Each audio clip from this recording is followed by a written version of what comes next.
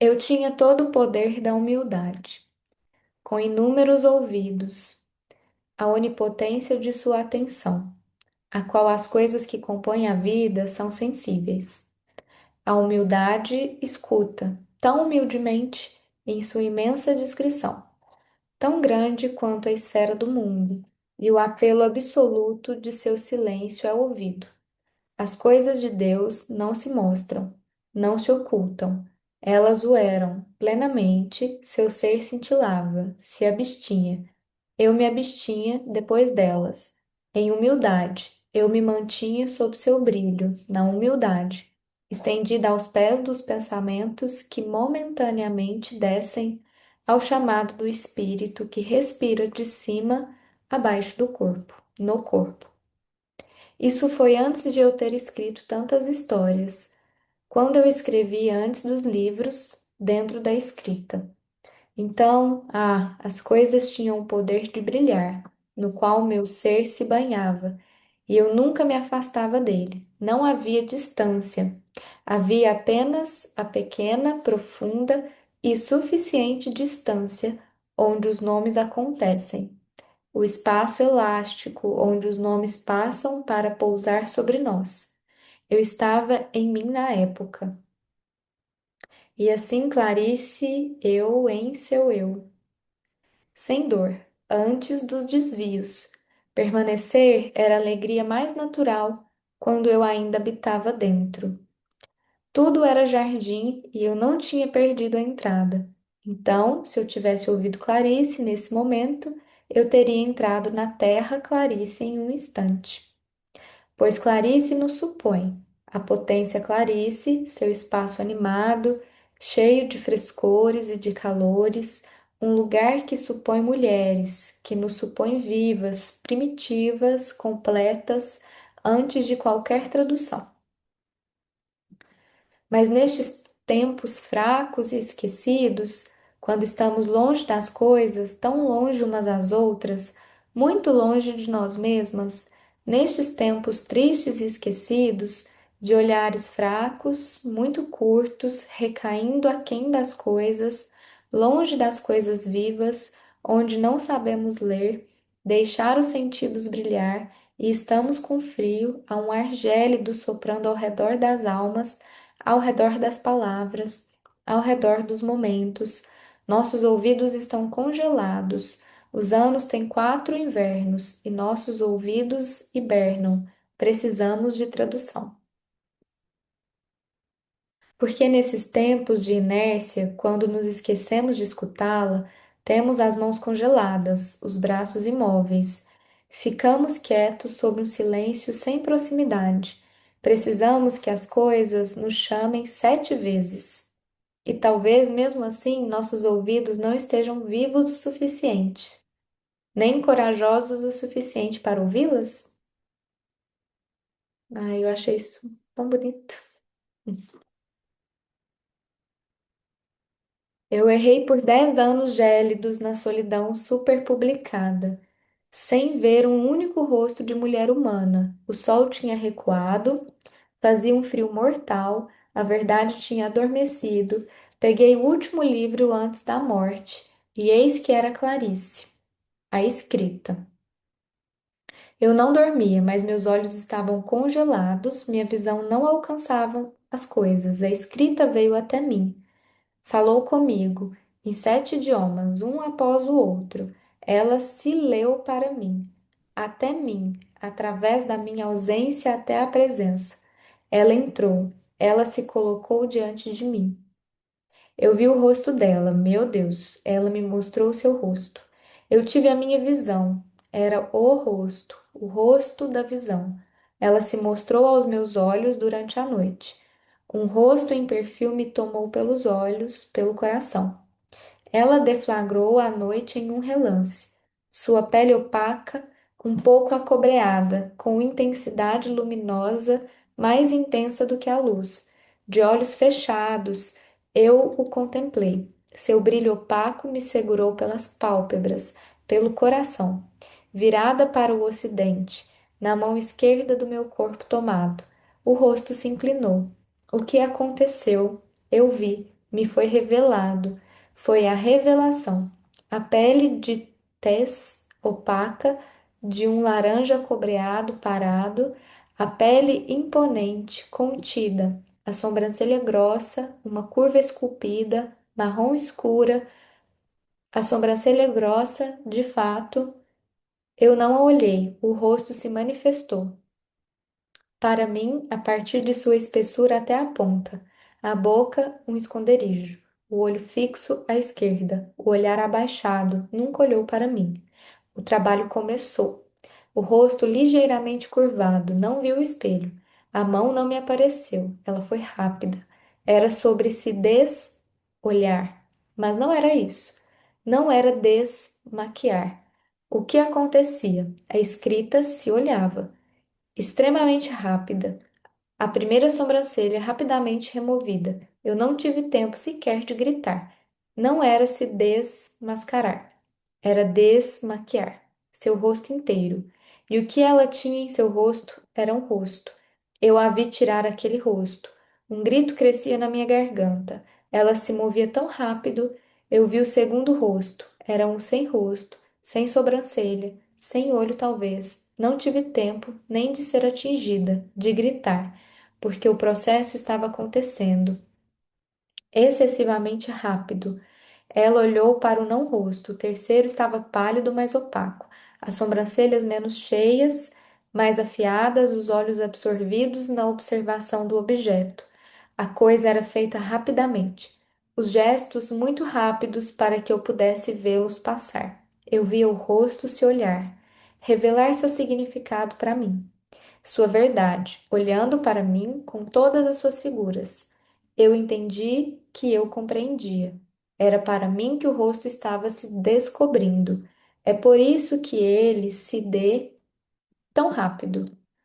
Não, não era o cuidado que importava, não a técnica a ser demonstrada.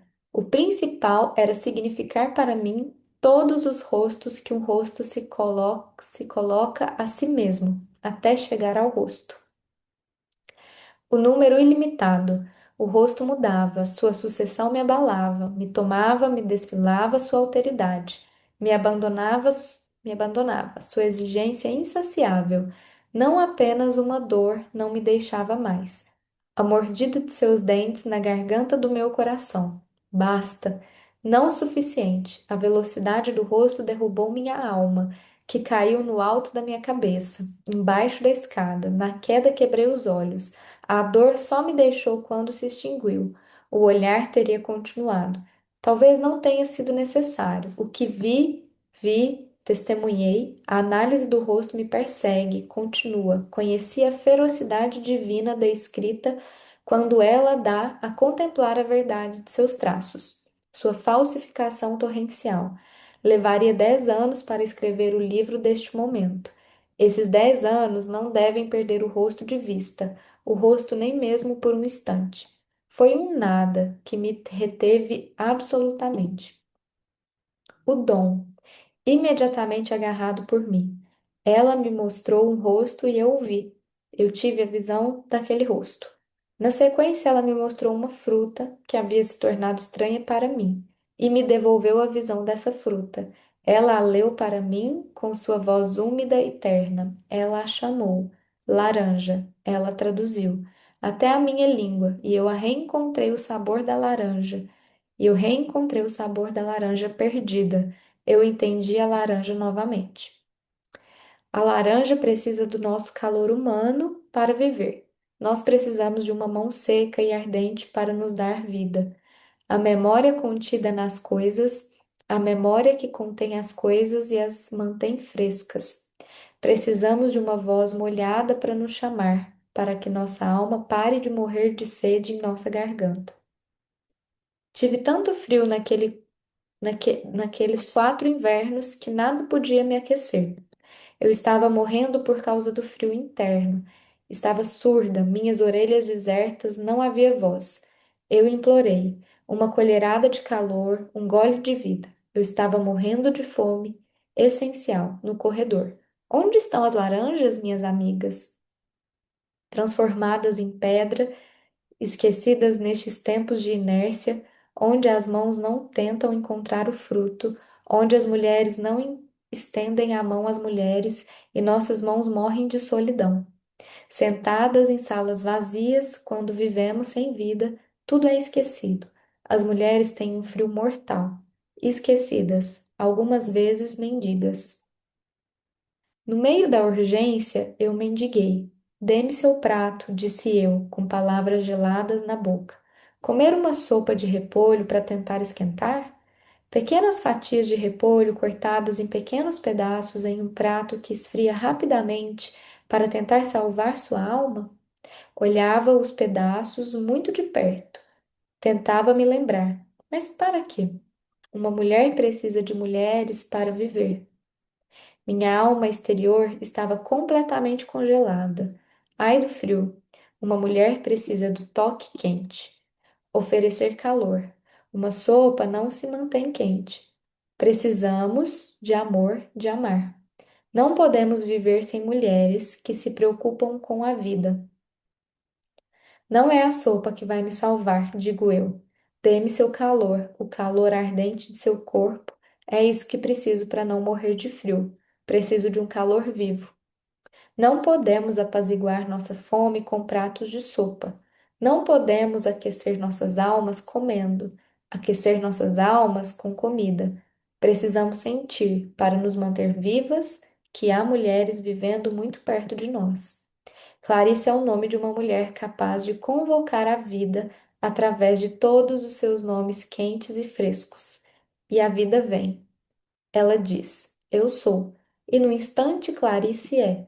Clarice está inteiramente no momento em que ela se entrega a ser, viva, infinita, ilimitada em seu ser. Quando eu digo Clarice, não é simplesmente para falar de uma pessoa, é para chamar uma alegria de Clarice, um medo, uma alegria assustada, para vos dizer esta alegria, para vos dar este medo, esta alegria dentro de um medo. A nota 15 diz: Deixei de propósito na segunda pessoa do plural, por entender que musicalmente se adapta melhor à entonação do fraseado.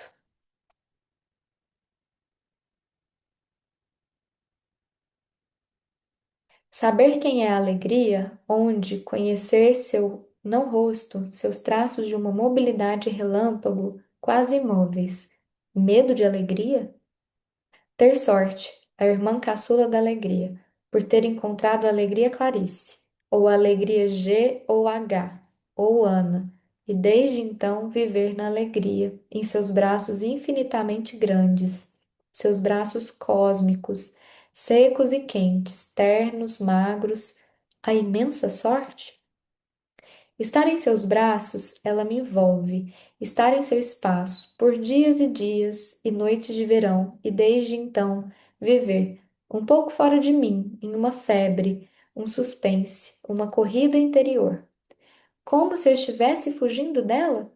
Mas eu não estou realmente fugindo dela. Como se eu estivesse testando-a. Como se eu estivesse apenas cavando espaço à minha frente para uma nova convocação para que ela me chame, como se eu estivesse chamando. Não porque ela não está mais lá, mas para que ela viesse novamente. Como uma mulher faz amor no amor, ainda, noites e dias em fuga, estar em seus braços como se eu quisesse medi-la, testá-la, à medida de um esquecimento. Mas o esquecimento também me leva para longe, do outro lado do mundo em direção a ela. No entanto, medo? Medo na adoração. De adorar? Desde o primeiro encontro, eu me deixei arrancar-me dela, mas eu sabia que ela continuava lá. Sei onde encontrá-la e me deixei convocar, longe dela, longe de mim. Eu me distanciei. Deixei que uma grande separação viesse entre mim e ela e eu. E essa separação era grande, moderna, com edifícios blindados, muito altos e multiplicada em espessura e violência pela multidão que os superpopulava. Deixei a multidão ocupar o deserto que me une a ela. A multidão. Não o povo, uma nação inteira de marionetes modernas. Não a esqueci. Deixei que o esquecimento ocupasse o pensamento infinitamente vasto que se estende desde o lugar de seu último passo até chegar ao meu lado. Eu não a abandonei. Não fiz nada para evitar que ela caísse. Se machucasse, eu não a segurei. Não corri o risco de perdê-la, de deixá-la desaparecer. Não me entristeci, arrisquei. Nem tive medo, não tive nada. Não havia nada que ter. Eu aceitei. Tudo o que pudesse acontecer. Tudo o que pudesse acontecer. Eu aceito. J'accepte. Deve ser em francês. J'accepte. Não lancei sobre ela nenhum desejo, nenhuma isca, nenhum medo. Não a impedi. Não coloquei diante dela uma das minhas pessoas. Não lhe destinei uma oração. Eu já não o tinha encontrado? Eu já não a tinha encontrado? E eu não tinha mais nada a pedir a ela. Tem um espaço aqui meio diferente dos outros espaços, mas eu queria ler mais um pouquinho. Tudo bem? Tudo bem, sim. Ela poderia ter ido embora. Desvanecer-se, empalidecer. Eu não tive medo. Isso não era impossível. Não tive o desejo de impedi-la de partir, de empalidecer, de desaparecer, de me opor ao que poderia ter acontecido, me acontecer, lhe acontecer. Ela poderia partir. Não é impossível que ela não me aconteça novamente. Não vou fazer nada para evitar o que possa acontecer, que o que possa acontecer aconteça, pois ela me chegou, como a vida, que é o esplendor absoluto e suficiente da vida, sua verdade, seu natural. Seu ser que ela pode ser, com uma plenitude de todas as suas possibilidades. Que entende tudo, que não exclui nada, que compreende a morte. E eu a conheci como eu podia conhecê-la, seguindo todas as minhas possibilidades. Ela me chegou com perfeição. Sua perfeição, que é estar em liberdade, de ter atingido em si mesma um tal desenvolvimento de alma, ter alcançado dentro de si mesma uma inteligência de seu ser vida tão profunda que ela deve ter alcançado no fundo o que não é um lugar, mas é mais do que uma região, no espaço infinitamente extensível que é o terreno interior da vida. A este estado de ser, aquele amadurecimento que estende a extensão, a duração, a vida da vida, além de seus próprios limites, que faz a vida da vida crescer, realmente, espiritualmente, materialmente, em profundidade, à medida que o corpo interior da vida cresce quando sua fertilidade é abundantemente banhada por rios de pensamento, até ganhar essa profundidade onde a vida de uma vida se une à vida, a grande mãe vida.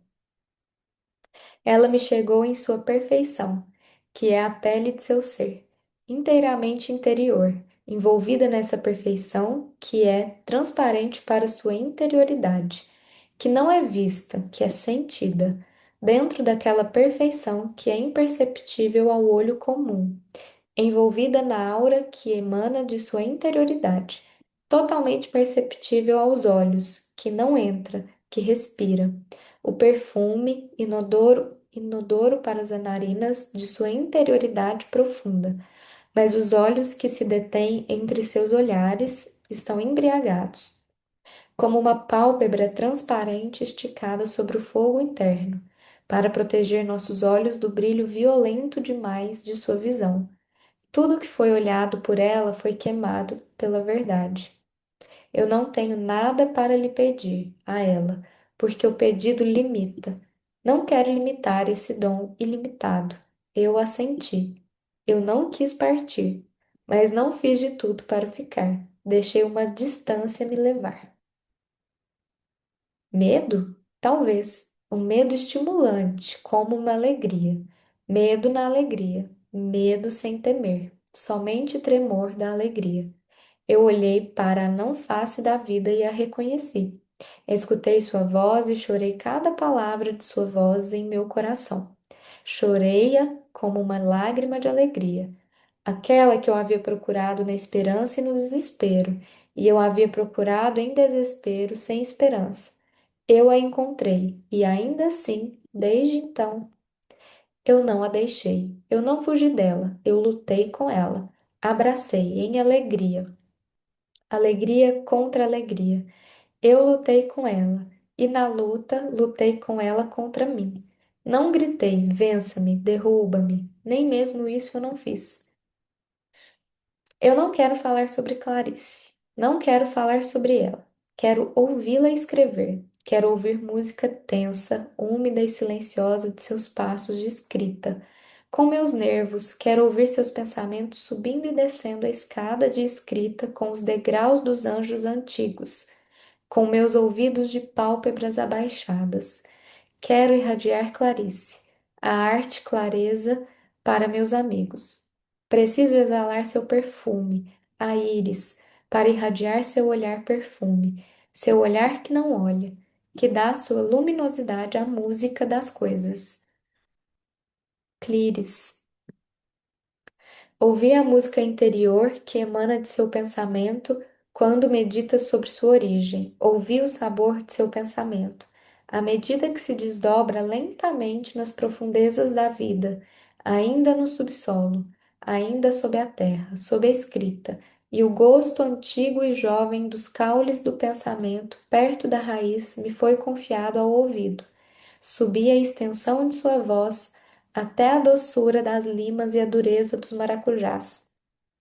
Tenho uma necessidade vital de compartilhar com vocês o sabor ácido e calmante da escrita presente, o sabor terno, discreto e embriagador daquela que escreve na origem do momento, antes do tempo, ao lado da eternidade, pois tal é a força, maior que todas as minhas forças, deste dom que me veio dela, um dom impetuoso, o dom de uma alegria insuportável, móvel, atravessadora, que quer empurrar, passar, transmitir seu tumulto fluvial, fazer-se sentir a todas as mulheres feitas da mesma mistura de terra, ternura e divindade.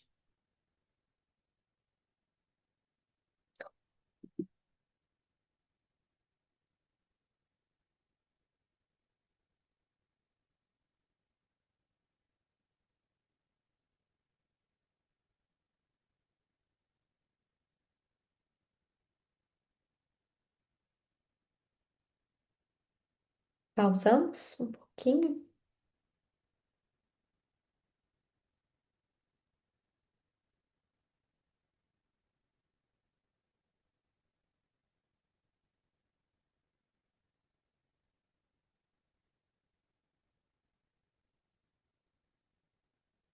Eu tenho um sentimento que ela tá tentando, assim, eternizar esse momento em que ela encontrou com a Clarice, né? É uma ideia que eu tenho, assim, de experiência que mobiliza, né? Que muda, que transforma. E eu tenho a sensação que ela quer agarrar isso, assim, né? E nunca esquecer. Sempre poder se lembrar disso. E são tantas coisas, né, que podem ter esse efeito sobre a gente. Eu acho que a arte, a literatura, uma coisa que a gente lê, eu acho que existem momentos assim, numa análise também, que alguma coisa se transformou, né? Acho isso tão bonito. Eu tenho essa impressão lendo ela a cada vez, né? Porque desde a primeira página eu tô tendo essa impressão. Então não é hoje que eu tenho, mas é uma coisa que eu venho pensando. É muito bonito.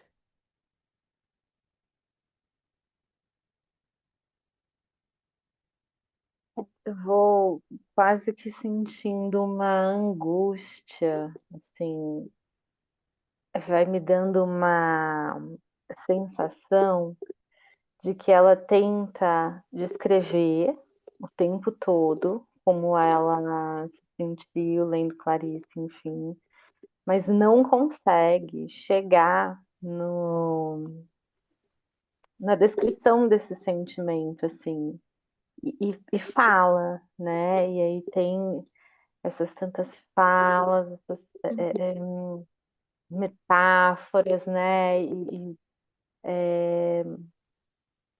frases inacabadas no sentido de não ter um ponto final ali, Uhum. né? E eu acho que a Clarice me dá essa sensação. Eu fiquei com essa sensação com a GH, né? Assim, e eu Isso que acho que as você duas vão. pode falar, não, pode continuar, Camila. Não, eu ia terminar dizendo que eu acho que as duas vão me dando cada vez mais a ideia de que as palavras não dão conta de tudo mesmo. De que alguma coisa vai ficar sempre inacessível. Bem, E aí é preciso abandonar a escrita em algum momento para que, né, para que em algum momento algo se produza um livro, saia um livro, como que a gente está lendo. Mas sim. que não necessariamente esse livro traduz tudo que ela foi sentindo, enfim, né? Eu vou pensando isso, assim, vendo essa sensação. Isso me fez associar com a coisa do semi-dizer. É sempre um semi-dizer. Diante do saber disso, existem algumas alternativas.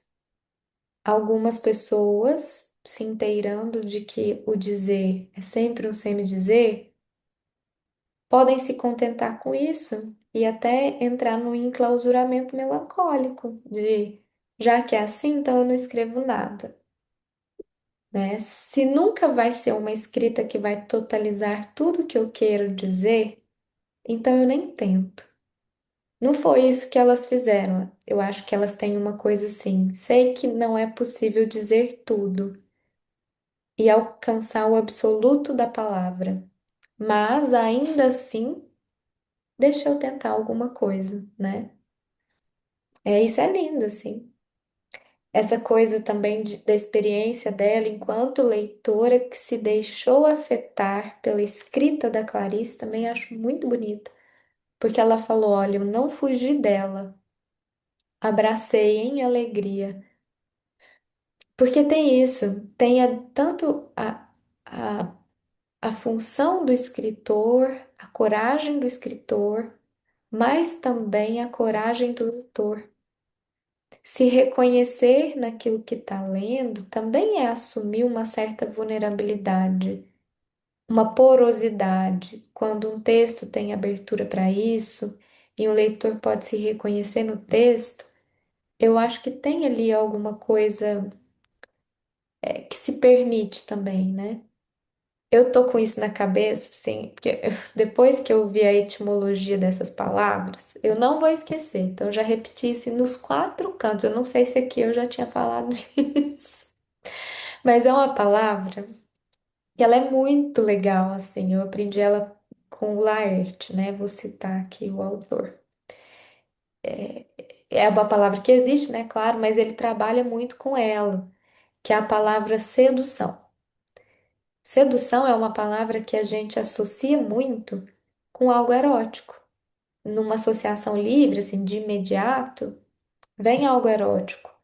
Mas ele traz, na etimologia da palavra sedução, a ideia de deslocamento, de mudança de lugar, de algo que remete a isso. E aí, o que que eu fiquei pensando, né? Que o texto da Clarice, para Helene Cixous, foi sedutor, né?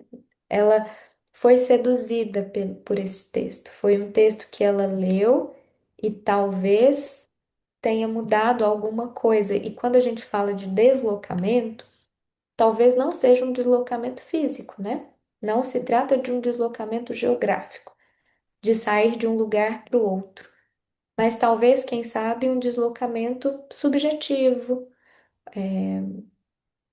alguma coisa que mudou, que talvez tenha feito um movimento a partir disso, né?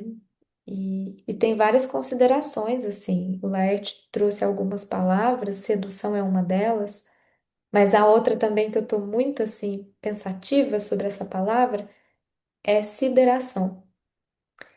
Quando a gente diz que alguém está siderado, remete à paralisia, à paralisação, remete a estar tomado pelos astros. E aí vem a palavra considerar, que é observar os astros para construir um entendimento sobre alguma coisa. E aí vem a palavra mais bonita ainda, que é desiderar, que tem a ver com o desiderium, que é o desejo, que é o movimento. Então, o siderar remete ao fascínio e o desiderar remete ao movimento e à sedução, né? E aí eu acho tão bonito porque isso, o Laerte é psicanalista, então ele traz isso associando com o processo de análise. Mas eu não me deixei pensar só neste aspecto. Eu acho que outras coisas cumprem uma função também, assim. Vocês não acham que um texto, um autor, também é capaz de seduzir um leitor, levando em consideração essa sedução, que é a sedução do deslocamento, né? Eu desconfio que talvez, assim, às vezes eu tenho a impressão de que foi um pouco disso que aconteceu com a Helene Sixu ao ler Clarice, né? Claro que eu acho que só uma pessoa que foi seduzida tem o poder de falar, né? Isso, mas isso não impede que a gente possa fazer as nossas considerações e as nossas elucubrações, assim. O que que vocês acham? Eu posso falar por mim, né? Eu acho que essa escrita da Helene, que vem também aí junto à da Clarice, para mim são escritas muito sedutoras, né? E aí isso tem a ver tanto com o estilo delas, talvez, mas também comigo, né? Porque algo em mim pode se deslocar a partir da leitura que eu faço. Mas queria saber se tem esse efeito aí para vocês também, de deslocamento, sedução.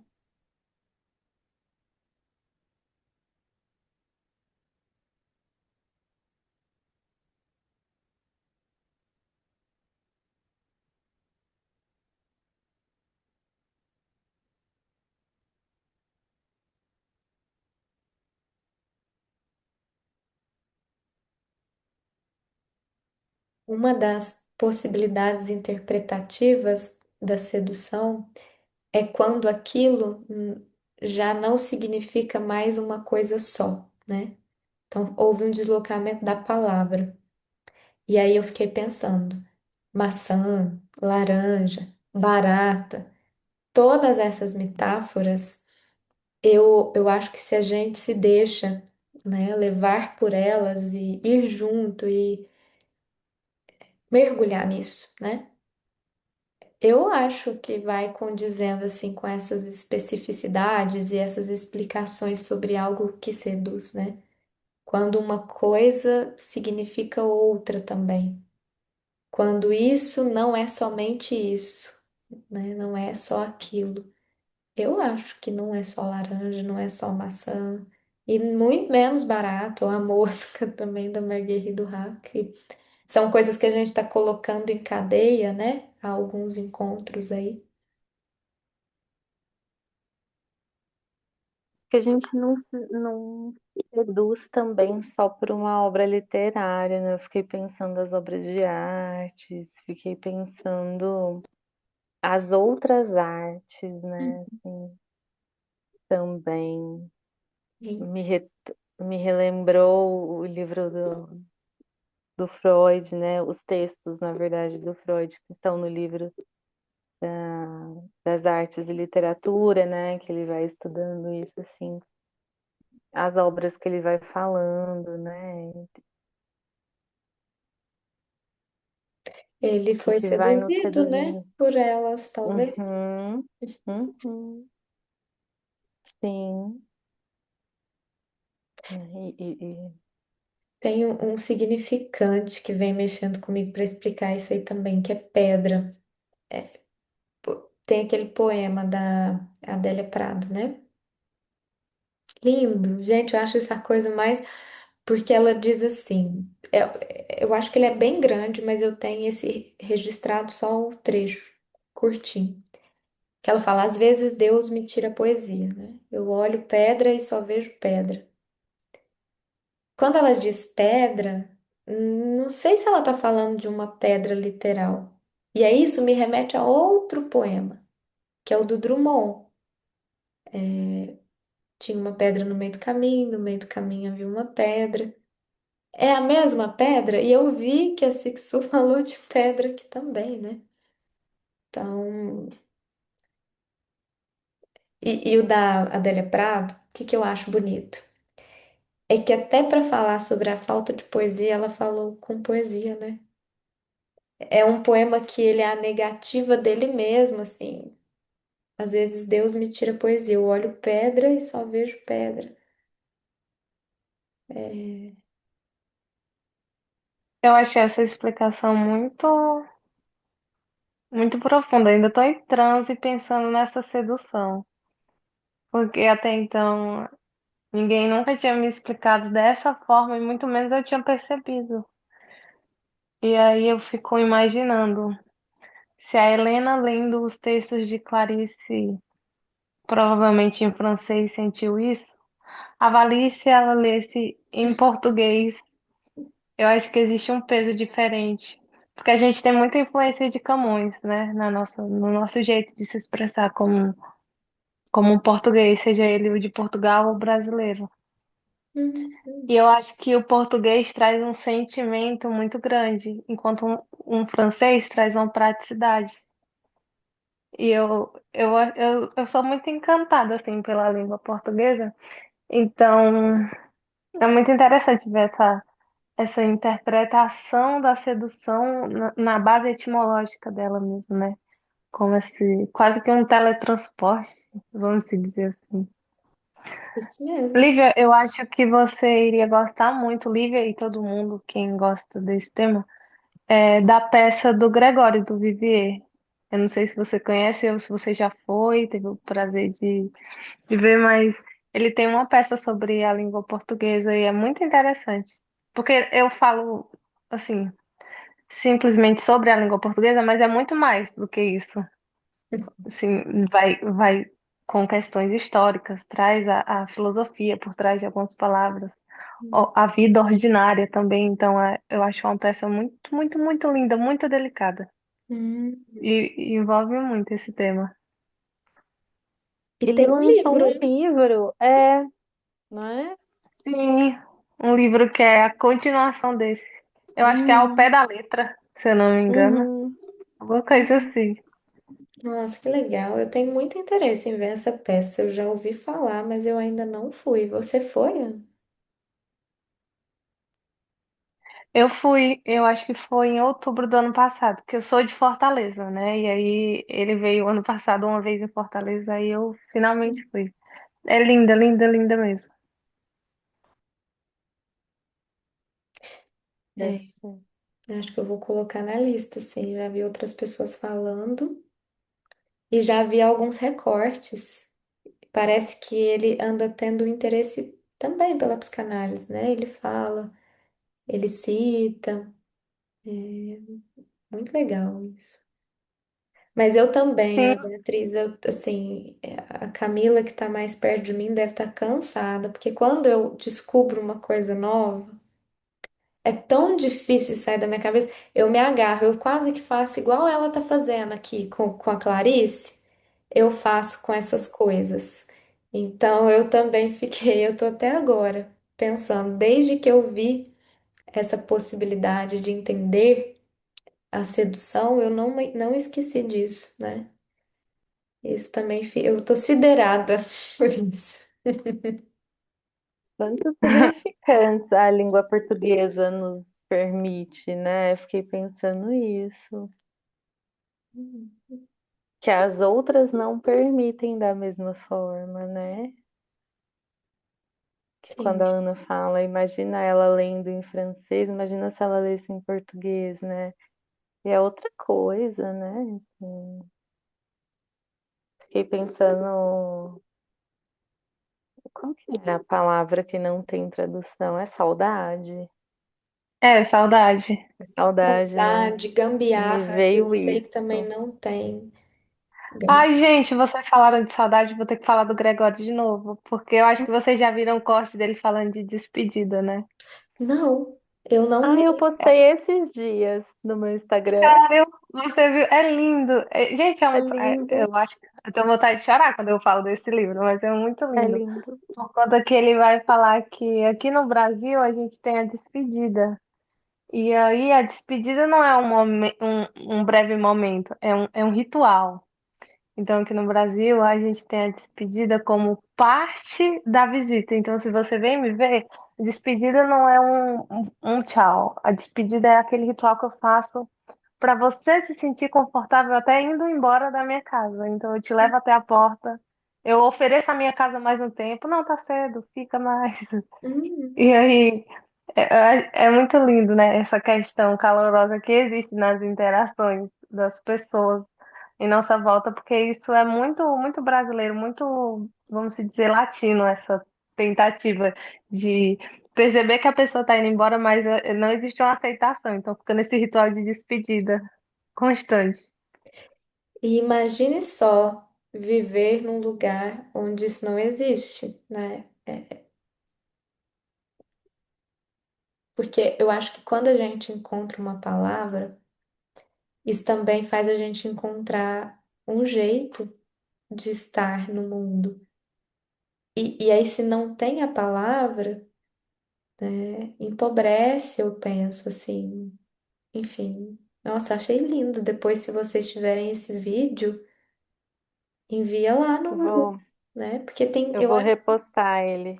tem muita relação com o que a gente vem construindo, né? Porque eu acho que a gente se ampara no texto elegido que a gente está lendo, mas a discussão, eu acho que ela tem e pode se ampliar para além do texto, para que a gente também seja seduzido, né, pelo texto. Fazer alguma coisa com o texto, né? Ver para onde ele nos leva de algum jeito. É isso. Eu tô com o vídeo aqui dele citando. Eu vou tentar falar. Uhum. Ele fala assim, ó. Muito se fala sobre a saudade, mas pouco se fala sobre aquilo que a antecede, a despedida. A gente não se dá conta, mas o inglês e o francês não se despedem, apenas dão tchau. Para dizer festa de despedida, dizem uma festa de goodbye, farewell, adieu, au revoir, referem-se ao gesto do adeus. A despedida não é um gesto, ela é a cerimônia do adeus. Ele é o adeus ritualizado. Só uma língua que inventou a saudade poderia ter inventado a despedida, enquanto toda a saudade é a presença da ausência de alguém. Gilberto Gil, que disse isso, toda despedida é a presença que precede essa ausência. Se despedir é tornar presente aquilo que logo não estará. Por isso, passamos a vida nos despedindo. Não sei se é por sermos um país de imigrantes e imigrados, em que as pessoas ou chegaram aqui há pouco ou já estão pensando em ir embora, quando não as duas coisas. O fato é que vivemos num estado permanente de despedida e gostamos de usar o fim provável das coisas. Peraí, deixa eu voltar. É, de imigrantes, em que as pessoas é um pouco, quando não as duas coisas. E o fato é que vivemos num estado permanente de despedida e gostamos de usar o fim provável das coisas como um pretexto para festejá-las. Por isso temos braços longos, disse o Vinícius de Moraes, para os adeuses.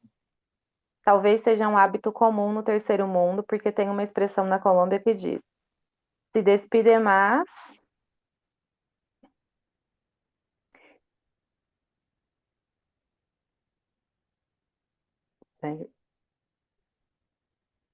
se despide mais que um circo pobre, porque o circo já chega na cidadezinha dizendo que está indo embora e fica lá anos, anos em cartaz, sempre falando que está na última semana. Por isso existe a saída à francesa, que é sair sem se despedir, mas também a saída à brasileira, que é você se despedir sem sair. O brasileiro já chega dizendo que está indo embora, mas é sempre o último a sair. Somos inimigos do fim. É Muito lindo. lindo, muito lindo. Vou mandar esse vídeo lá no grupo. Uhum. E eu postei ele nos stories esses dias. Bem Uhum. lembrado. Não sei, eu fico Eu acho. pensando se é isso que vai. Pode falar, Ana. Não, pode falar, por favor. Falei que eu ia falar se é isso que, já que a gente está falando de sedução, acho que a língua brasileira é sedutora para quem está lá de fora, né? Fico pensando também nas outras artes que não é escrita dos livros, enfim, das obras literárias brasileiras, né? Eu li recentemente Memórias do Cárcere e a maneira que ele vai descrevendo, né, o Graciliano, assim, que ele vai descrevendo como ele ficou preso, enfim, os detalhes, assim, é fantástico. Num português de muitos anos atrás, né? Mas muito rico, né? Assim, Uhum. Ana, pode falar. Ah, não, era só sobre para comparar com Gilberto Gil, uma coisa que foi dito, né? O que tá no mesmo nível que veio na minha cabeça foi Djavan. E tem essa parte do trecho do livro que a gente está lendo na página 27 que me lembrou muito a música de Djavan, que é o último pedacinho lá na página 27 que diz: Eu não tenho nada para lhe pedir a ela, porque o pedido limita. Não quero limitar esse dom ilimitado. Eu assenti, eu não quis partir, mas não fiz de tudo para ficar. Deixei uma distância me levar. A Helena diz isso enquanto o Djavan diz: não vou fugir, mas não vou ficar. Sempre loving you só porque we were so happy. Você não quer dizer que não quer, mas também não diz ser feliz e tem um novo amor. E é engraçado como o Djavan também brinca com o inglês, porque ele justamente está traçando essa linha, porque essa música fala sobre uma tentativa de se despedir, uma tentativa de sair da vida da pessoa, mas aí ele não consegue. Aí ele mistura o inglês e o português, porque se ele consegue, de alguma forma, envolver os dois sentimentos, que é o racional e aquela parte mais sensível da pessoa. E aí ele fica nesse conflito. E Uhum. eu acho que o que essa música e esse trecho dizem para mim é a mesma coisa, que o mais cruel do que às vezes ir embora é ficar, mas com o sentimento de querer ir. Então, o não ir, às vezes, dói mais do que o ir embora. E pareceu muito esses dois trechos para mim, me veio na cabeça no exato momento que eu li. E que música é? A música do Djavan é Você Bem Sabe. E Olha, o nome da gente, música já é bem interessante, porque vamos, ambos já sabem.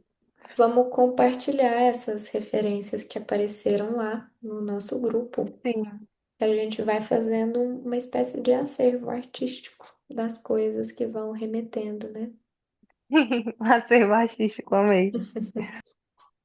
Djavan fez show recentemente, né? Foi agora, Inclusive, esse fiquei fim de morrendo semana. de vontade. Foi lindo. Maravilhoso. Bom, mas despedimos? Já que estamos falando de despedida. A gente despede como brasileiro, a gente sai a francesa. Retomando a página que a gente parou, conferem comigo, é página 28, isto? É, exatamente. Pra... 28. Terminamos a 28, Ah, né? então. É 29. Vamos iniciar a 29. Eu devo a uma mulher uma maçã viva. Combinado. Então, eu vou Até semana escrever. que vem. Tchau, tchau. Até semana que vem. Tchau, pessoal. Até. Tchau.